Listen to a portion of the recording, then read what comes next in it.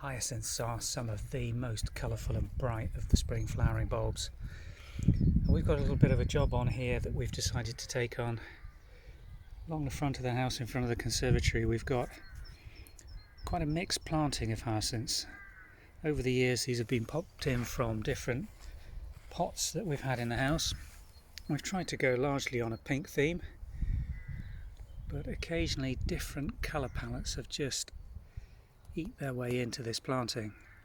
From this quite light pastel-y pink one, right next to it we've got some what really are quite dark purples coming through. They're lovely healthy plants, but we're just not certain that the colour combination works.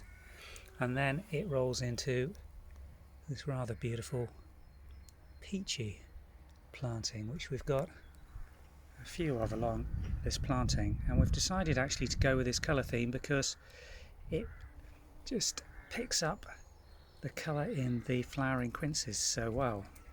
So we've decided to tackle this job, and what we've sourced from the local nursery is 40 of these pots, each containing 8 bulbs of this rather nice peach hyacinth.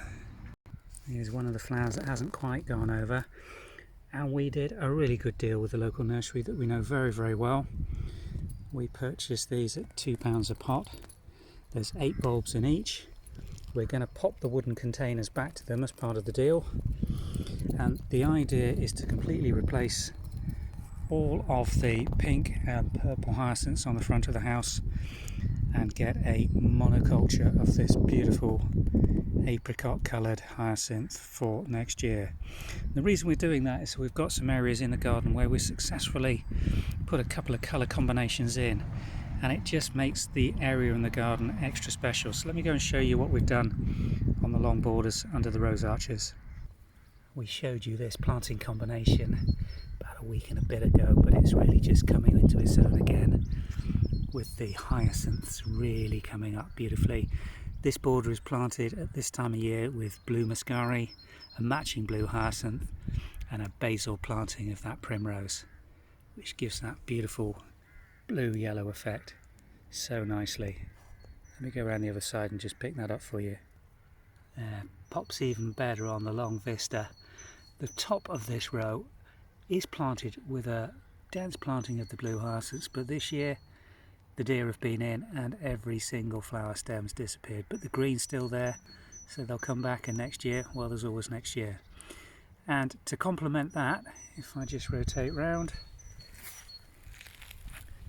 we've got this border, which is a candy stripe pink and white hyacinth planting, and the muscari in here, which are a little behind the blue, is the white muscari as a basil planting, which will extend that colour palette combination for another couple of weeks.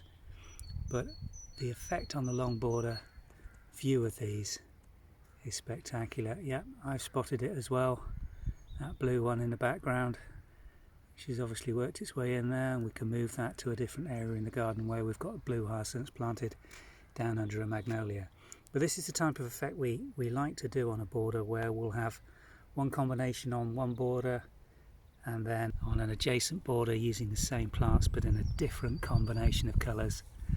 Is really effective, and if you've got the space to do it, then you can completely pick your colour palette with spring flowering bulbs and other plants at this time of year, which in a couple of weeks could be completely turned around, and the flowering herbaceous that are coming up in here will be a very different palette when they flower later in the season.